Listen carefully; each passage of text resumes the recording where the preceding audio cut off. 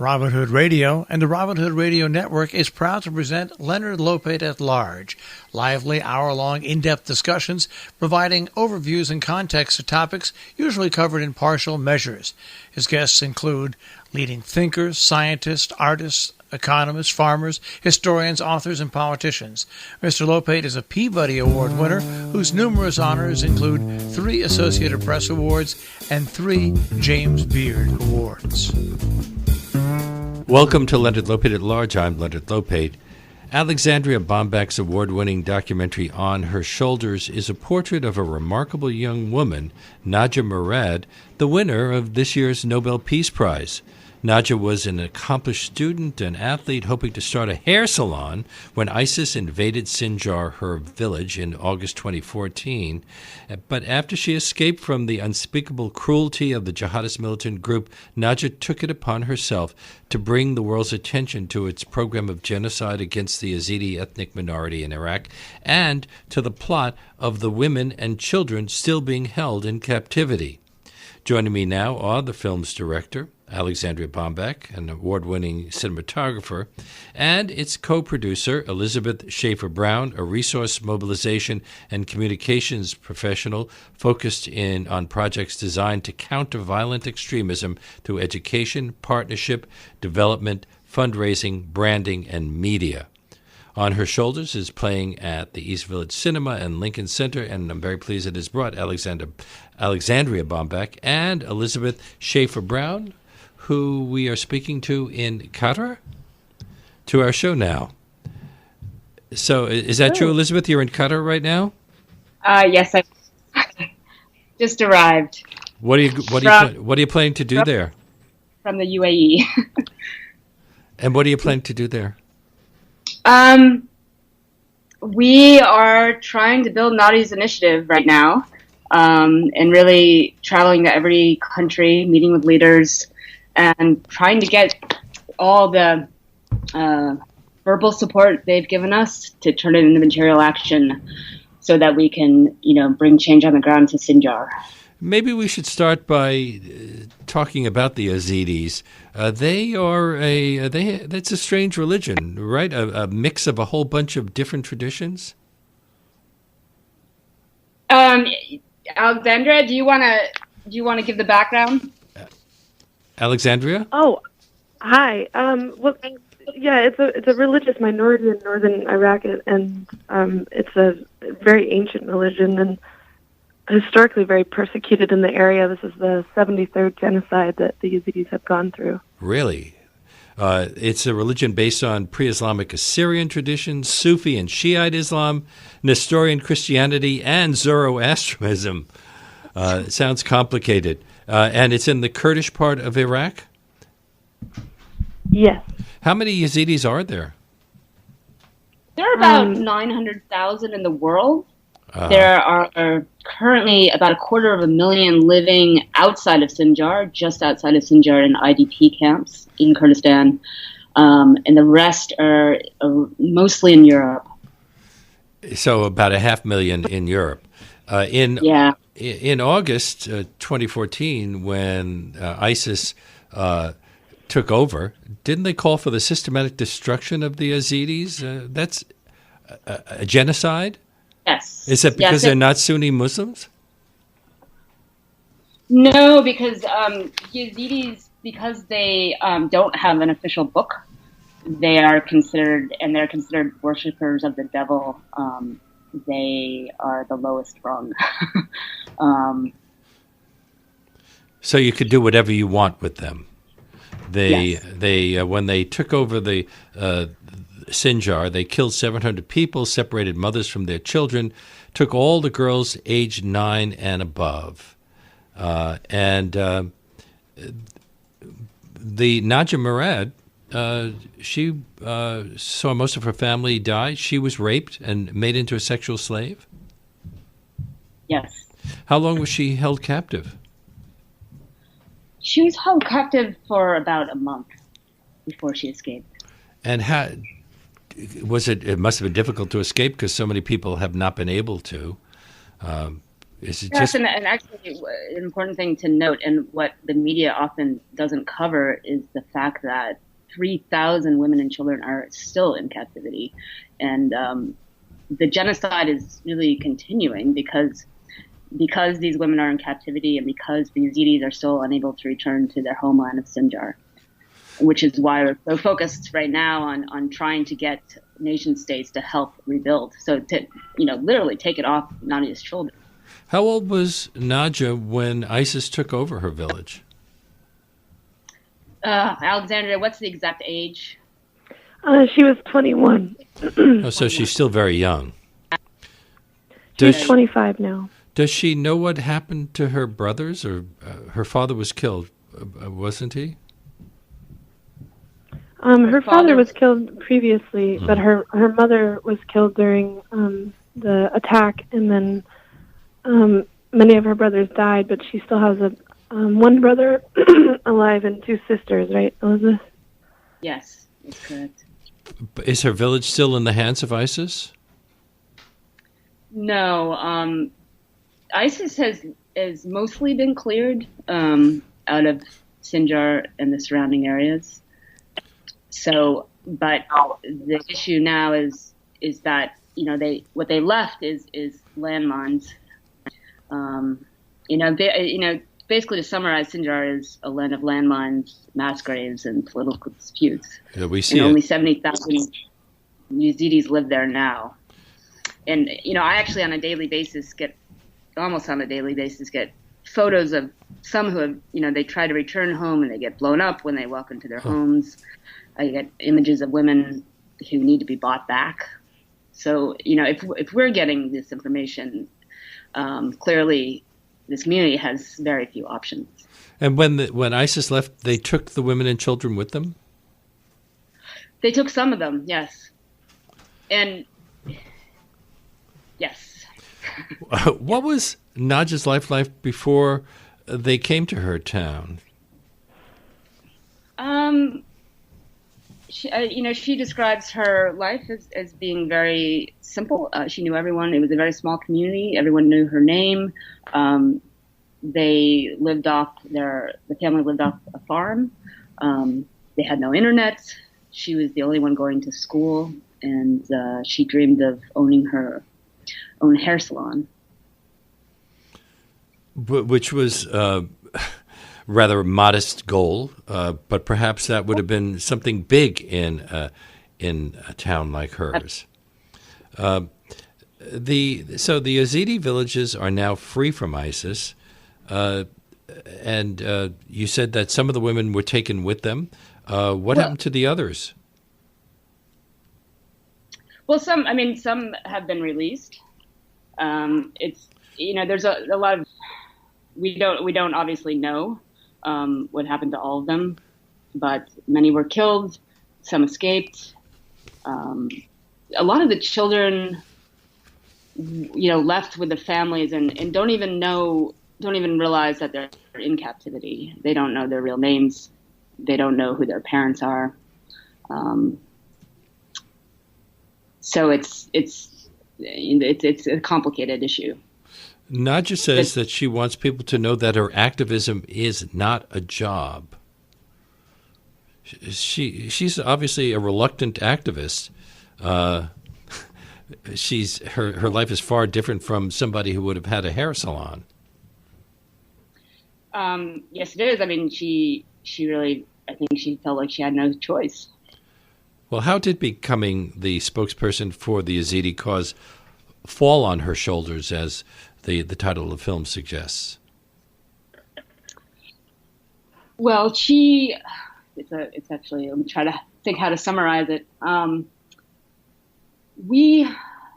in 2015, this was before Nadia started speaking out, we joined the nonprofit Yazda, which the film features, to start a campaign to bring justice to ISIS through the criminal court. This started in the summer of August 2015. In September, we brought the case to the International Criminal Court, and they accepted to look at the case, and it's still sitting there in review. And after that, we realized that we needed to do a lot of campaigning around the idea to draw attention to what was happening, because the world was not paying attention. Barely anyone realized there was a genocide occurring in Iraq. And I guess it was in November, the UN Security Council was looking for a survivor to speak in front of the council. And I think they had a Boko Haram woman was supposed to speak and then wasn't able to make it. So a colleague of mine, called a guy from Yazda who was in Iraq, who flew to Germany and actually found Nadia because she had spoken at somewhere in Germany, and she offered to come and speak. And then I think, Alexandria, that's sort of when the film begins, right? During that historic moment. How did you hear about it, Alexandria? Well, I remember and followed the news when the genocide started in August of 2014, and I remember seeing a video of Nadia's testimony at the UN Security Council in December of 2015. But this film really follows Nadia in the summer of 2016, in the midst of where she was, going at a very blinding speed with campaigning with Yazda and doing interviews and meetings and testimonies, and On Her Shoulder it really follows her during that period of time. Now, Yazda is a U.S.-based nonprofit group that is seeking to help the Yazidis. Is it a Yazidi group? It's a Yazidi organization that was started after the genocide started to help Yazidis, and they were working with Nadia at the time for her advocacy campaign. How well does she speak English? Elizabeth, I think she speaks English pretty well now, right? But she's learning it during the course of the film. Yes, she just did her first full speech in English the day before she won the Nobel. So she's, I think she's becoming very fluent naturally. So she was in Germany, but weren't Nadia and some family members initially relocated to a Yazidi refugee camp in Kurdistan, Iraq? How did that come to pass? And what were the conditions like there? I mean, I can't really speak to that. I was at one of those camps a year after she left her captivity. I've been to many refugee camps throughout my life, and it was definitely this starkest environment I've been in. I mean, there wasn't even soccer balls. The kids were kicking sticks. There were children. I remember that the children there was one child same age as my son who was watching TV looking for his parents. It was a show put on by ISIS. It was devastating. It's devastating. I'm speaking on Leonard Lopate at Large today with filmmaker Alexandria Bombach and with Elizabeth Schaefer Brown, who is, what would you say your role is in this film, Elizabeth? Well, so I'm a co-producer, but I was the one who brought the idea to Riot. We came to Riot roughly about the same time we went to the International Criminal Court when no one was paying attention to the genocide, and we were trying to raise awareness. And they were actually one of the only media companies that was willing to run the story on what we were doing. So and they funded you. Go ahead, sorry. No, so they gave you funding and they're distributing the film? No, Riot, I guess Riot before, they don't just do films, they were doing news. So they did a short news piece on what we were doing and, tried to actually help us collect signatures to get world leaders to refer our case to the International Criminal Court. I mean, that requires a little bit of a background understanding of how that process works. But they were one of the only media companies to take us seriously. And then, we stayed in touch with them, obviously, after that. And I think it was probably a few months after Nadia made her speech at the UN Security Council, they offered to, take it to another level and start production on this film. Alexandria Nadja says that she went from the refugee camp in Iraq to Germany with 1,000 other young women for treatment. Who arranged that? That's an organization that has been doing that kind of work. I'm not sure of the name of it. I don't know. What kind of treatment did she receive? She says in the film that she saw a psychologist but realized the best therapy would be to help others. That's the extent of my knowledge of the the treatment that she got. I didn't delve into the exact type of treatment that she received. So you say that it really began for her in 2015 when she testified in front of the United Nations Security Council. What did she ask the Security Council to do? I think at that time it was a big part of the ask was to recognize the genocide and to justice was a big part of this, and also accepting refugees. Elizabeth, do you want to expand on that? I think that's what she was asking for at the time. Just basically, yes, just to stop the genocide, which is still going on. And the UN hasn't really acted. Well, we'll get to that later. But she has had supporters. Simone Monosibian, the UN Office of Drugs and Crime, helped Nadja speak at the UN. So I believe she was sitting. Sorry, go ahead, Alexandria. There's been many people who have come to help Nadia and try and get her to speak. But I mean, really, it's people like Elizabeth and people around her now that are doing the work with Nadia's initiative. And but the film really is focusing on Nadia's work in those 3 months and trying to get people to understand the weight of that's on Nadia's shoulders to repeat her story over and over again. So just wanting people to understand that on her shoulders isn't necessarily a history of the Yazidis or what has happened, but it really follows Nadia during this time of her campaign where she had to give many testimonies and many speeches and many interviews at a very relentless pace, and hoping the audience will come away reflecting on the weight that we put on survivors of these kind of horrific events. Some of them are quite emotional. I found my eyes tearing a few times. Yes, definitely. I mean, I think for the first time it's really hopefully giving people a behind-the-scenes look at of what it's like between, a journalist and a survivor, or it's giving a behind-the-scenes look of what it's like to be an activist for something you wish had never happened in the first place. It's a behind-the-scenes look of the UN and how chaotic that can be. The film follows Nadia in those 3 months going to refugee camps and really gives another look at, how complicated this issue is, because even with, spreading Yazidis around the world, that would, in a way, almost complete the genocide because of the separation of the diaspora. And that's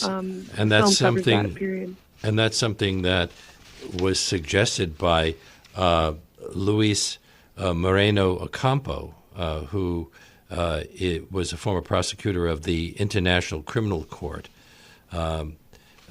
He suggests it's a kind of genocide because people are being split up, and so there is no way to maintain a unified culture. That was a part of the conversation while we were in one of the refugee camps. It was first suggested by a Yazidi man who asked that question, and Luis confirmed it, that he understood that was what was going on. Now, a key player in all of this is a man named Murad Ismail. How did he get involved, and is it just a coincidence that his name is Murad? It's just a coincidence. Yes. Murad is the director of Yazda, and he was involved right from the very start. There was a group of people Yazidis from Houston that actually went to D.C. to protest and try and make more awareness about the genocide, and that group of people that was there, a lot of them became what is now the Yazda organization. And he served as Nadja's translator and guide as she was learning on the job. She's convinced that Murad Ismail set aside what she calls his human right to have a family to take on the Yazidi cause. Yes, we talk about that in the film, just how, and I think it's a reflection of just how dedicated everyone is and how desperate the situation is. So much of this, the passion and the relentless struggle that everyone's experiencing comes from, survivor's guilt, because there are still people in captivity, and the situation is very dire, and so people have put aside their lives. And something that happens on our shoulders is we see that, people kind of use that passion and dedication to almost take advantage of the story of Nadia, and sensationalize her being a sex slave and telling that story over and over again at, great trauma, re-traumatizing of Nadia to have to repeat that over and over again under the guise that that's important to do. And so a big part of the film is kind of trying to reflect and have a better dialogue around what kind of responsibility storytellers have to survivors. Nadja reports that many interviewers asked questions like, did you try to resist your rapists, and couldn't you talk to them? What's the impact of insensitive questions like that on a victim who's gone through something like Nadja? I can jump in here because I spend so much time with Nadia, and I can say that it really traumatizes her. She has to relive, that experience every time the reporter asks. So now we actually ask media to not ask that question, to ask her, what is her vision for the Yazidi community? What is her work right now? And really try to stay away from that. And she says she wishes interviewers would ask her questions like, how can we prevent women from being the victims of war? Although I'm not sure there's an answer to that question. Alexandria, you want to jump in on that? Well, I asked Nadia at one point, after seeing her give so many different interviews and testimonies, in our interview, I asked, I've seen people ask you these questions over and over again. What would you like them to ask? And she lists very eloquently many different questions that she wished the world would ask of her instead. And it definitely was a turning point for me in the film. I obviously knew already that I wasn't going to make this, a generic story about an activist. I wanted to kind of point out the problematic sides of this. But at that point in the interview, it just really clicked with me that, this needed to really point out how we're not hearing these survivors, we're not hearing Nadia. We need to be rethinking how we're approaching and packaging these stories of trauma. In an op-ed she wrote for The Guardian, Nadja described how ISIS had carefully planned the kidnapping of the girls of her village to use them as sex slaves, and how they included sex slaves in their glossy propaganda magazine, Dabik, as an incentive for new recruits. Do you think most people are aware of the extent to which the victimization of women in war is institutionalized? Elizabeth? I think they're aware of a very. It's hard to address that question, actually. Well, we hear about it in different situations in Africa, for example, but in Nigeria, but every time it's just so shocking.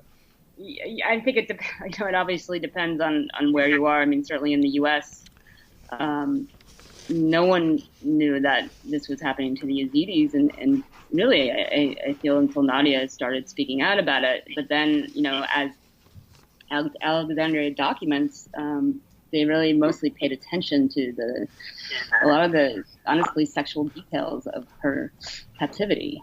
Now, how does a group like ISIS justify this sort of thing? Because these people are not because they're not believers, so you can do anything to them? I think they were just the most vulnerable group in that area, and so they took advantage of that. Yeah. But they're also not of, they're not of the book, so that makes them, it makes it acceptable. Well, is this some? And we have seen in civil wars all throughout the world that one of the ways that that women are constantly victims. They're raped as a way of dehumanizing the group that you're fighting against. I'm speaking on today's Leonard Lopate at Large with Alexandria Bombach, the director, and Elizabeth Schaefer Brown, one of the producers of a new film called On Her Shoulders, which is currently at the East Village Cinema and Lincoln Center. It has won any number of awards already. Is it up for an Oscar? Do we know? That's not something we know. But you couldn't have known when you made the film that she was going to win the Nobel Peace Prize either. You didn't know up until the minute it happened. It was a complete surprise. We'll continue our conversation right after this.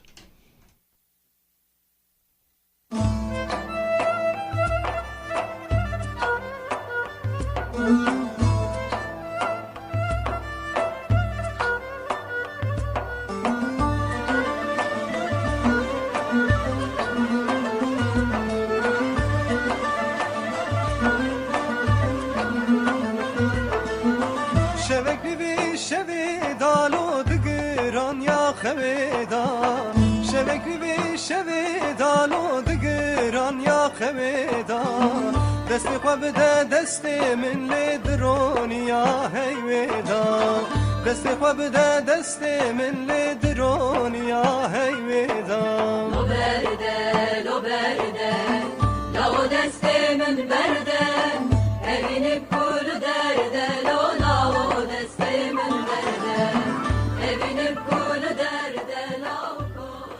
80 music. We're talking about the Nobel Peace Prize winner who has taken on the cause, reluctantly, of the Yazidi people. The film is called On Her Shoulders, and it's obvious that this is something that she really didn't want to have to do, but felt she had no choice in the matter. There must have been other people out there, older, who could have also taken on these responsibilities. Why did it fall on Nadia's shoulders? I think there were a lot of people, and still are a lot of Yazidi people who are speaking out about this. I think Nadia was uniquely positioned after that UN Security Council speech to really take this on fully. And, Nadia is such a unique human being, too. She just is incredibly gracious and patient with people and dedicated to speaking out, and had the bravery to repeat her story over and over again. But Nadia would be the first person to point out that she's not the only survivor doing so. She and Murad Ismail and some other Yazda people also went to Parliament Hill in Ottawa to speak before an immigration committee in Canada, hoping to get Canada to declare the Yazidis victims of genocide. What happened as a result of her testimony? I think there have been a few different things that have happened. There have been Yazidis that were brought to Canada, but it wasn't nearly the number that they were hoping for at that time. I'm not too sure about what exactly is still going on, but I know it's still something they're working on. Elizabeth, is there any update in Canada? No update. Did they go to Washington to gain support, or is the climate in Washington too anti-immigrant at this point? Actually, there have been very few governments that have responded to our request for action. However, France and the U.S. have actually helped us in concrete material ways. They started demining the region of Sinjar to allow the possibility now for Yazidis to return out of the IDP camps. And this happened this year as a result, largely as a result of Nadia and Nadia's initiatives and activism around the issue. There are shots near the end of the film of Sinjar today, and it looks pretty much destroyed. They're going to have to rebuild pretty much all the homes. Yes. Now, Nadia got a very warm reception in Canada when she visited the Canadian MPs, but you say that didn't necessarily lead to changes in policy? I mean, I think they accepted more Yazidi refugees, which is helpful. I mean, every family that's helped matters. But no, I don't think there's been any huge policy changes yet. Does it make you sad contrasting what happened in Canada to U.S. policies? Yazidi, there's been no mention of a genocide in the United States. There actually they did label, the United States did label the genocide. I think it was probably back in 2016. John Kerry led that motion, but actually, the U.S. has been better than other countries when it's come to helping the Yazidi community. Nadia was made a goodwill ambassador by whom? The United Nations Drug and Crime Office. And what did that appointment mean for her? Was it a turning point in her quest for justice? Alexandria, do you want to? Well, I mean, that happened towards the end of when I was following Nadia. I think it's complex. Obviously, these, accolades are really important in getting more awareness on the issue, but it's also in the film, trying to point out how complicated this kind of pageantry from the UN and others can be for Nadia, because it's difficult to celebrate an accolade when there's still so much to be done and it doesn't feel like the world's moving very quickly at all. She's the first UN ambassador on human trafficking who's herself a survivor of trafficking. It has been very helpful for the advocacy because it gives her a position and a platform to connect with global leaders who do have the ability to affect change on the ground and through policy. So it's definitely been a good thing, which is why she renewed it this summer. And then, of course, winning the Nobel Prize helps her cause a little more. It's overwhelming. It helps it a lot. It already has in the last week or so.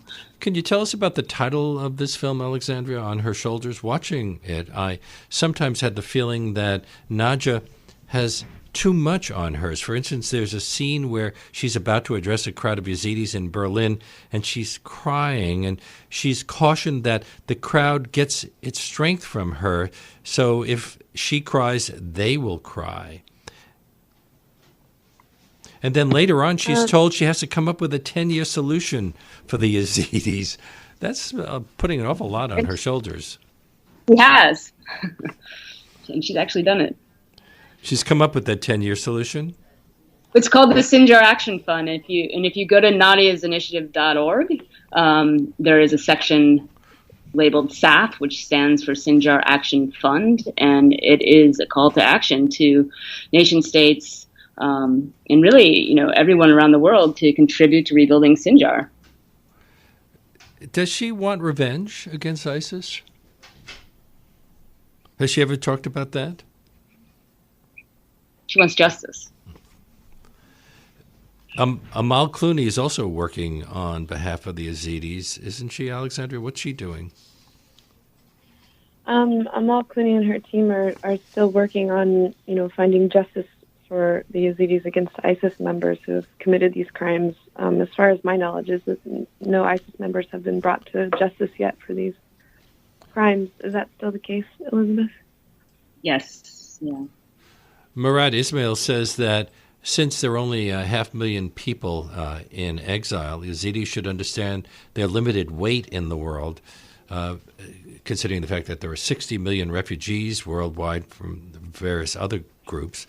So he says they have to be patient, persevere until the injustice ends. That's kind of a difficult thing for anyone to hear. Yeah, I think, at the time, and still now, there's over 65 million refugees. And I think Murad just wanted to really point out just how dire the situation is. And, being someone who has tried to get the world's attention for so long, he was very aware of the weight that Yazidis had compared to other groups. When Nadia addressed the UN General Assembly, what did she ask of them? Alexandria? I think, her speech is in the film, and I encourage people to, and that full speech is actually online. I think it's important to hear that from her own words, but she's asking for the things that she's always asked for, is recognition and justice and support for Yazidis who need help immediately, and also for the reconstruction and demining of Sinjar. She says, if beheading, taking women as sex slaves, raping children, and the displacement of families will not move you, when will you move? Yes, that's the final line in the film. Rather eloquent. Does she write her own speeches? As far as my knowledge goes, that she was a big part of, all of her speech writing. In September 2017, the UN Security Council passed a resolution to investigate the war crimes of ISIS against the Yazidi. Is Nadia satisfied with that? That is not the same thing as actually taking steps to stop what ISIS has been doing. I think it was a first step, and I think that team has been formed and sent to Kurdistan for investigation. Elizabeth, do you have any update as far as how that has gone? It's just starting to form, and they haven't actually gotten to Kurdistan yet. Well, Elizabeth, how would you want the UN and the world to respond to this genocide? What actions do you think must be taken? Now it's clear. Now that ISIS has been, cleared out of the territory, the homeland needs to be accessible to the community. So every nation state needs to contribute to the rebuilding of this homeland. And what's happening now is that all the money that is being given to Iraq for reconstruction is going to places like Mosul, who are not then reallocating the money to the Sinjar for various, mostly political reasons. But that's what needs to be done. So the government in Iraq does not really take the problem of the Yazidis all that seriously. They're concerned about their own problems. I think the world is now. I think they're starting to listen. And I think in the next couple months, you will see the rebuilding of Sinjar start to happen. Murad, because of Nadia's activism. So mostly because of her. Yes, you have to wonder what would have happened if someone who wasn't as the genocide it probably would have been the most successful genocide in history. Murad, go ahead. I don't think they're sorry. Go ahead. I think the community, I think ISIS would have been successful in their genocidal campaign against the Yazidis. Murad Ismail suggests that if Yazidis ever do make it back to their homeland, it will be a culture of widows and orphans. So would it be possible for them to return to their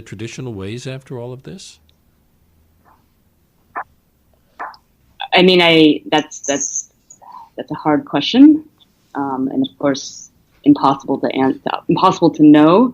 But certainly something, the whole world needs to try to see if it could be possible.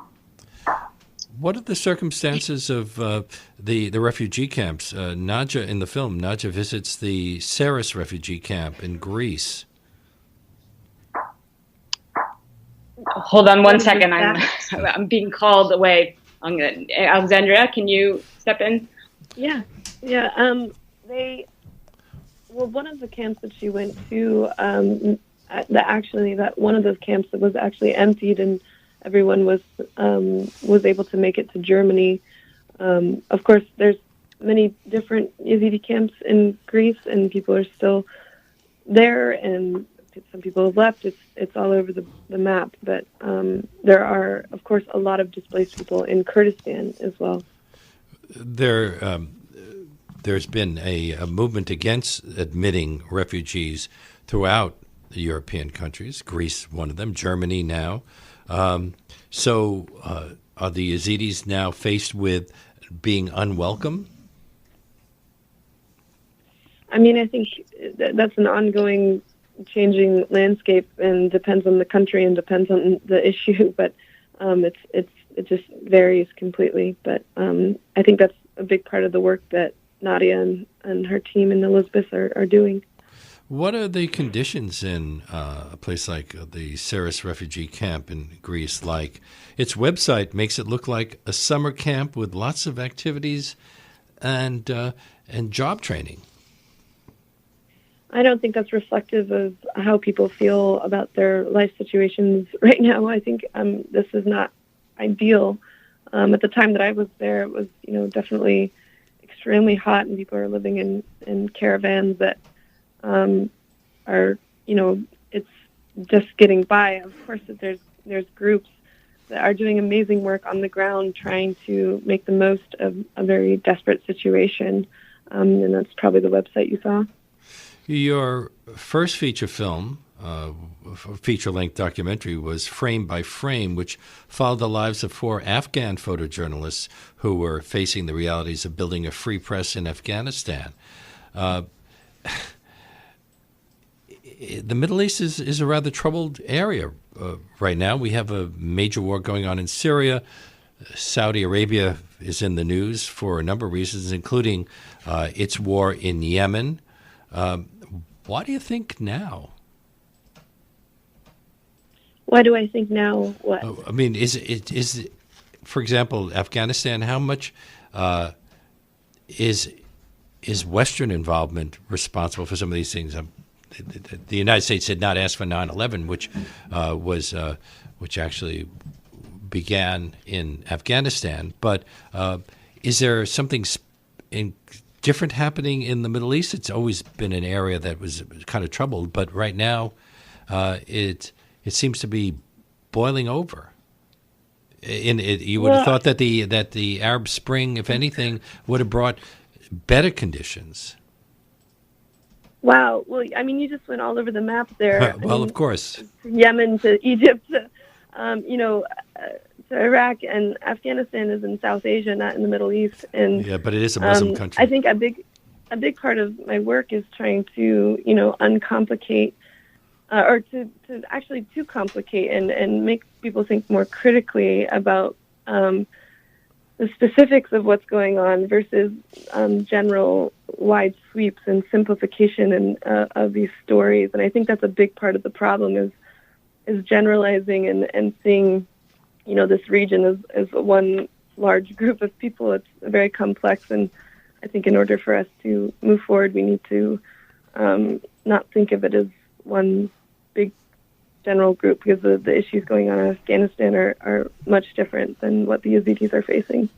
And in Afghanistan, it's the Taliban. In other parts of in parts of the Middle East, it is ISIS. ISIS still has a foothold in Syria.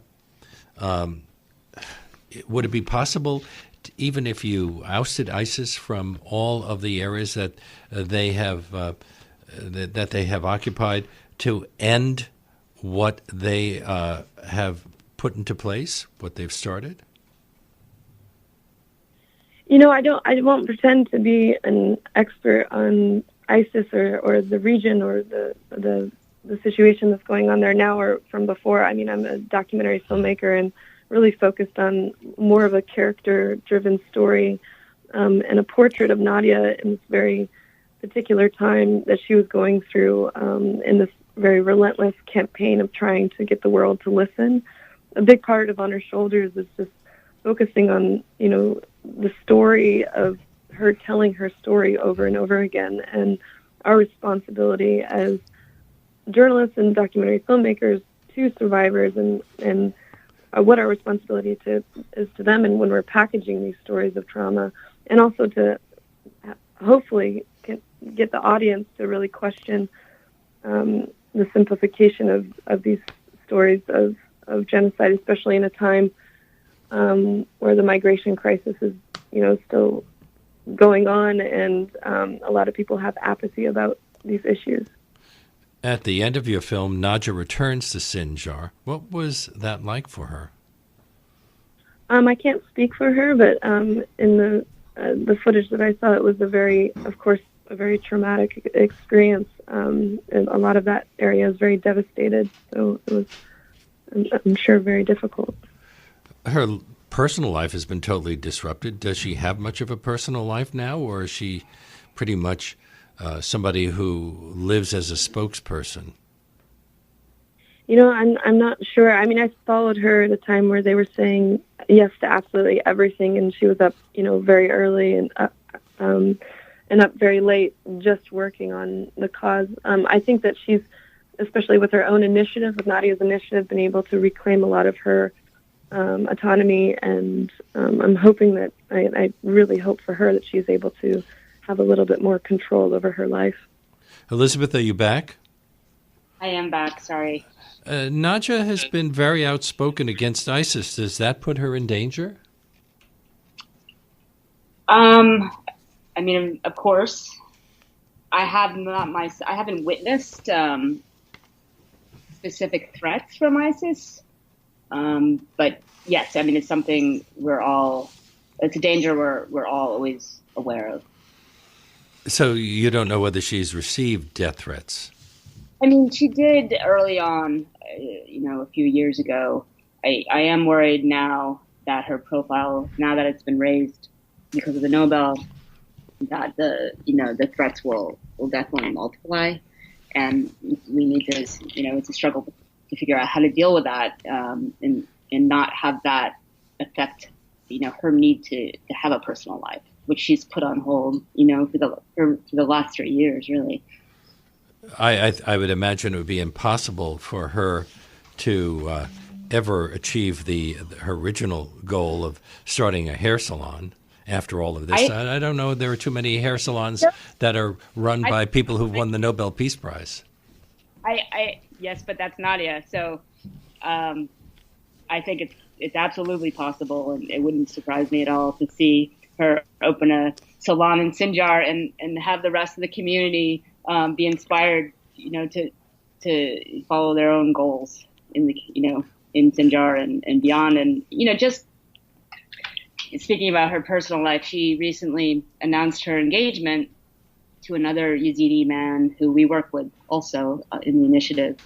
And after she announced that engagement, I think it was at the end of July, maybe, or August, dozens of other Yazidi women announced their engagements. So it's beautiful to sort of see how much she influences the people in her community. Right now it's playing at the East Village Cinema and Lincoln Center.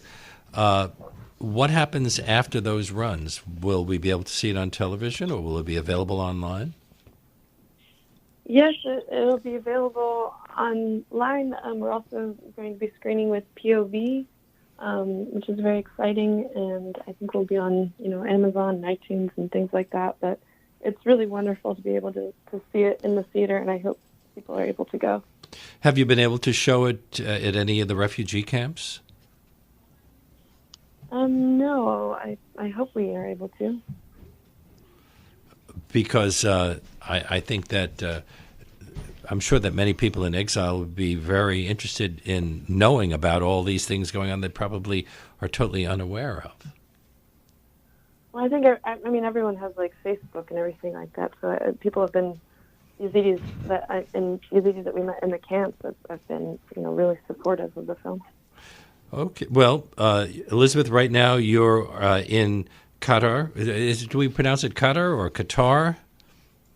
Any way you want. I'm still trying to figure that out. Whenever I say Qatar, people look at me like I'm weird. Same way. Same thing happens to me.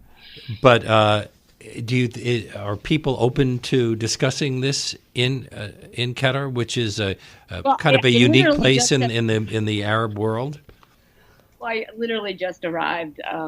When I got online with you, so I can't answer that question. We did come from the UAE, and they were incredibly open about discussing it and wanting to know more. Especially, we were at a conference that was mostly filled of women Nadia's age in Sharjah. So it broke a lot of stereotypes for me. Certainly the last couple. Has this been a big story on Al Jazeera? On every media channel. Oh, you mean the visit to the UAE? The film and the story that you're telling here. Oh, well, Alexandria, has it been covered by Al Jazeera? I think so at some point. It's been covered by everyone. I mean, it. Go ahead. Sorry. Well, the film's been out since January. We were at Sundance, so it's been covered by a lot of media outlets since then. And you've been at a number of different film festivals, been winning awards. And, of course, now just been winning a Nobel Prize. Thank you so much for being on our show today. Thanks for having us. Thank you. And that brings us to the end of our show. My great thanks to Alexandria Bombach and Elizabeth Schaefer Brown, to Susie Stultz, who prepared this segment, to Reggie Johnson, who was at the audio controls, to Charlie Morrow, who composed our theme music, and to my assistant producer, Jesse Lent, who makes things run smoothly. Leonard Lopate at Large comes to you on Saturdays at 4 and Tuesdays at noon. You can subscribe to Leonard Lopate at Large podcast on iTunes and by clicking on Robin Hood Radio's archive program site, which is robinhoodradio.com. You can also check out Leonard Lopate at Large Facebook page. We hope to see you next week.